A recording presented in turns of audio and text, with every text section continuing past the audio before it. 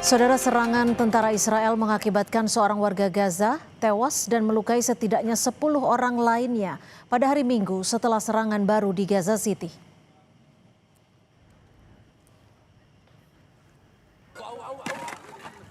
Militer Israel melanjutkan serangan di berbagai wilayah di jalur Gaza termasuk di lingkungan Al-Tufah di kota Gaza yang mengakibatkan kematian dan korban luka-luka. Serangan ini terjadi di tengah gencatan senjata yang rapuh.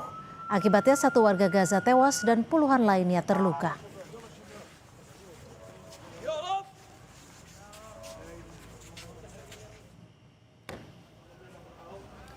Dalam 24 jam terakhir, rumah sakit di Gaza menerima 3 jenazah lagi selain 18 korban luka baru.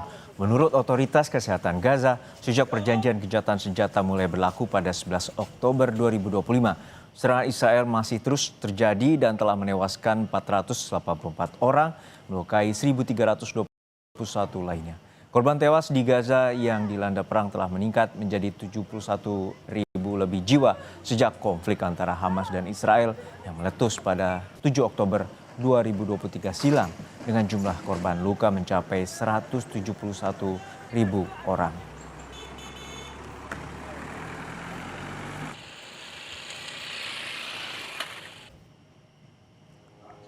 Krisis tempat tinggal di jalur Gaza semakin memprihatinkan dengan sebagian besar wilayah rata dengan tanah. Puluhan keluarga Palestina kini terpaksa menempati Menara Al-Karama yang rusak parah dan beresiko runtuh karena kehabisan pilihan tempat berlindung yang aman.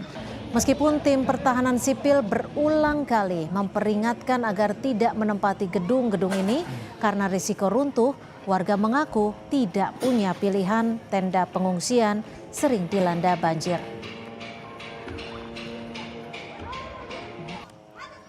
أجبرتنا أن نسكن على إسياخ، نسكن على عمدان مش موجودة. يعني الآن إحنا قاعدين في بيوتنا وخايفين، أطفالنا، أولادنا. أنا بحلم بالليل أولادي راحوا، أنا رحت. عرفت أحلم إنه عمود نازل علي، حيطة نازلة عمرة، على بنتي، على ابني. هاي الحياة، رعب برعب. ولما يطلع النهار بنقول الحمد لله إنه إحنا زي ما إحنا بنتنفس. Presiden Mesir kembali menegaskan sikap tegas negaranya yang menolak segala upaya Israel untuk memindahkan atau merelokasi paksa warga Palestina keluar dari jalur Gaza. Penolakan disampaikan di tengah kekhawatiran internasional mengenai potensi krisis kemanusiaan yang semakin memburuk di wilayah kantong padat penduduk. Presiden Mesir menekankan bahwa solusi untuk konflik yang sedang berlangsung harus tetap berada dalam kerangka solusi dua negara dan menghormati kedaulatan serta hak warga Palestina di tanah mereka sendiri.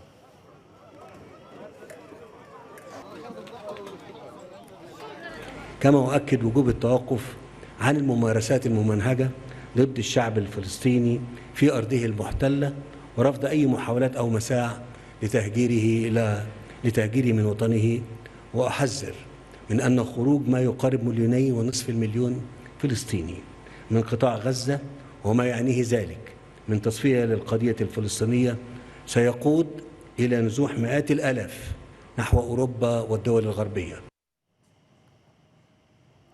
Saudara, Kompas